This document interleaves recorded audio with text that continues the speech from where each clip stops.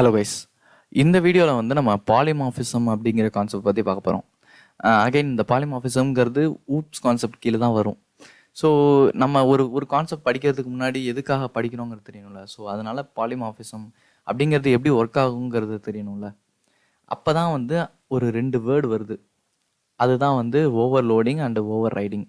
இந்த 2 வேர்ட்ஸில் தான் வந்து பாலிமார்ஃபிசம்ங்கிற கான்செப்ட் அடங்கியிருக்கு. என்னடா 2ல் அடங்கியிருக்கு அப்படின்னு கேட்டிங்கன்னா, நான் போன வீடியோலேயே சொல்லியிருந்தேன். ஓவர் ரைடிங்னு சொல்லிட்டு ஒரு அனோட்டேஷன் ஒன்று வந்துருந்துச்சு.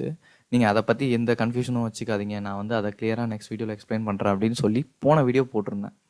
இந்த வீடியோவில் அந்த கான்செப்ட் தான் பார்க்க போகிறோம். What is overloading and what is over riding அப்படிங்கிறது தான். அதுதானே பாலிமார்ஃபிசம். ஸோ அதை பற்றி எக்ஸ்பிளைன் பண்ணுவோம். நம்ம நேராக இம்ப்ளிமெண்டேஷனுக்கு போயிடுவோம். ஸோ இங்கே பார்த்தீங்கன்னா தெரியும், போன வீடியோவில் வந்து இந்த ஓவர் ரைடுங்கிற அனோட்டேஷன் வந்துருந்துச்சுல்ல. இதெல்லாம் தெரிஞ்சுக்கிறதுக்கு முன்னாடி ஓவர் ரைடு அப்படின்னு நீங்கள் கூகுளில் சர்ச் பண்ணால் என்ன வரும்? சர்ச் பண்ணி பாருங்கள். சர்ச் பண்ணி பார்த்துட்டு அதோட ரிசல்ட் என்னன்னு கமெண்ட் பண்ணுங்கள். ஓவர் ரைடு அப்படின்னா என்னென்னா, ஏற்கனவே எழுதுனது தான் அதை வந்து திருப்ப எழுதுறது, அப்டேட் பண்ணுறது. ஃபார் எக்ஸாம்பிள், இப்போ நான் இன்னும் கிளியராக சொல்லணுன்னா, இப்போ நான் ஆடுங்கிற மெத்தடை வந்து மேத்துங்கிற கிளாஸில் ஏற்கனவே டிஃபைன் பண்ணி வச்சுருக்கேன். நான் என்ன பண்ணுறேன், இது வந்து மேத்தோட எக்ஸ்டென்ஷனா, இந்த இந்த கிளாஸில் வந்து நான் மறுபடியும் அந்த ஆடையை எழுதுகிறேன். இப்போ பார்த்தீங்கன்னா தெரியும், இதில் வந்து ப்ளஸ் பின்னு போட்டிருக்கா, ஏ ப்ளஸ் பி ப்ளஸ் ஏன்னு போடுறேன். இப்போ நான் என்ன பண்ணியிருக்கேன், இந்த ஆடை வந்து நான் இங்கே அப்டேட் பண்ணிட்டேன், அப்படி தானே? இப்போ இது வந்து அப்டேட்டட் ஆடு. இந்த ஆடு வந்து பழைய வெர்ஷனு, இது வந்து புது வெர்ஷன். இந்த மாதிரி ஏற்கனவே உள்ளதை ஓவர் ரைட் பண்ணி எழுதியிருக்கோம். அதனால தான் இதுக்கு பேர் வந்து ஓவர் ரைடிங்னு சொல்லலாம். இப்போ நான் அஸ் யூஷுவல் இங்கே வந்து நான் மேத்துங்கிற இங்கே நான் அந்த மேத்துங்கிற மெத்தடை கால் பண்ணுறேன். இங்கே மேத் டாட் ஆப்ஜெக்ட் கால் பண்ணுறேன். ஆடுங்கிற மெத்தடுக்கு கால் பண்ணுறேன். ஆடுங்கிற மெத்தடை கால் பண்ணிட்டு நான் வந்து அஸ் யூஷுவல் 2 பேராமீட்டர் பாஸ் பண்ணுறேன். இப்போ ஜஸ்ட் இதை ரன் பண்ணுறேன், என்ன அவுட்புட் வருதுன்னு பாருங்கள்.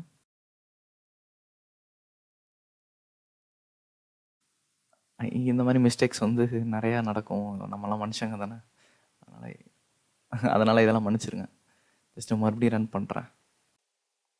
ஓகே, இங்கே பார்த்தீங்கன்னா தெரியும் 7ங்கிற அவுட்புட் வந்திருக்கு. ஸோ ப்ரீவியஸ் வெர்ஷன் ஆஃப் ஆடில் வந்து அந்த 2 நம்பரையும் நம்ம ஆட் பண்ணால் போதும். 2 + 3 வந்து 5 தான். பட் அப்டேட்டட் ஆடுங்கிற மெத்தடில் என்ன ஆயிருக்கு, 7 வந்திருக்கு. 2 + 3 + 2, ஓகேவா? அதுதான் 7 அப்படிங்கிற நம்பரு. அப்படி தான் இந்த அவுட்புட் வந்திருக்கு. இந்த மாதிரி ஏற்கனவே எழுதின ஒரு மெத்தடை மறுபடியும் எழுதி அதே மாதிரியே ஆக்சுவலாக அதே மெத்தட் தான் இது. அதை வந்து அப்படியே அப்டேட் பண்ணுறோம். ஓவர் ரைட் பண்ணி எழுதுகிறோம். அதுதான் வந்து ஓவர் ரைடுங்கிற கான்செப்ட்.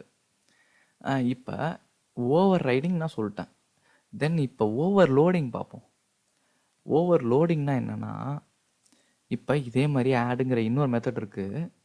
பட் வந்து இங்கே நான் இன்னொரு ஆர்குமெண்ட் பாஸ் பண்ணுறேன், int d.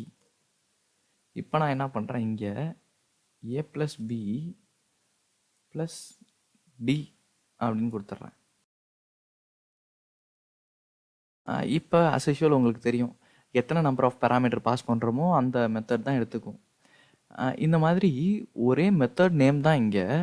பட் வந்து இதில் 3 ஆர்குமெண்ட் பாஸ் பண்ணுறோமா, இதுக்கு பேர் வந்து ஓவர்லோடிங். அதாவது ஒரே நேம்லேயே மல்டிபிள் மெத்தட்ஸு, பட் ஒவ்வொன்றுக்கும் வேறு வேறு ஃபங்க்ஷனாலிட்டி. வேறு வேறு ஆர்குமெண்ட்ஸ் அண்ட் வேறு வேறு பேராமீட்டர்ஸ் அண்ட் வேறு வேறு ஃபங்க்ஷனாலிட்டிஸ். ஏன்னா இது வந்து ஏவையே மறுபடியும் ஆட் பண்ணுது, இது வந்து டிஃப்ரெண்ட்டாக நம்ம தேர்ட் ஆர்குமெண்ட்டை ஆட் பண்ணுது. ஸோ அந்த மாதிரி ஒரு டிஃப்ரெண்ட்டான ஃபங்க்ஷனாலிட்டி, பட் சேம் நேம் தானே. இதுக்கு பேர் வந்து ஓவர்லோடிங்னு சொல்லுவாங்க. ஸோ இப்படி தான் வந்து இந்த பாலிமார்ஃபிசம்ங்கிற கான்செப்ட் ஒர்க் ஆகுது. அவ்வளோதான் இந்த பாலிமார்ஃபிசம் அப்படின்னா. இந்த அனோட்டேஷனும் அதை தான் மீன் பண்ணுது. நம்ம என்ன பண்ணியிருக்கோம், இந்த அப்ஸ்ட்ராக்ட்டுங்கிற ஒரு கிளாஸில் நேமுங்கிற மெத்தடை எழுதியிருக்கோம்.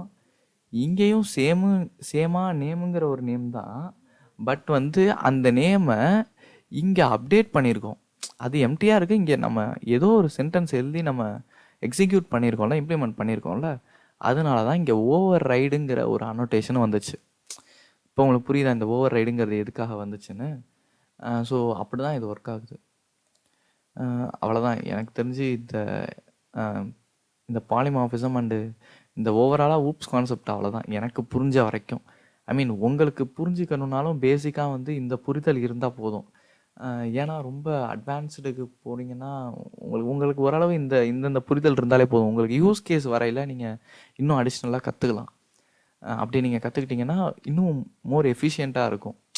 ஏன்னா உங்களுக்கு யூஸ் கேஸே இல்லாமல் தேவையில்லாமல் தெரிஞ்சுக்கிட்டேன்னா புண்ணியம். அந்த மாதிரி நான் சொல்கிறேன்.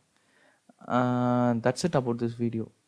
அண்டு இதில் முடிஞ்ச அளவுக்கு நான் வந்து எல்லா ஊப்ஸ் கான்செப்டையும் ரொம்ப ரொம்ப எஃபெக்டிவ், ஐ மீன் ரொம்ப சிம்பிளாக சொல்லியிருப்பேன்னு நான் நம்புகிறேன்.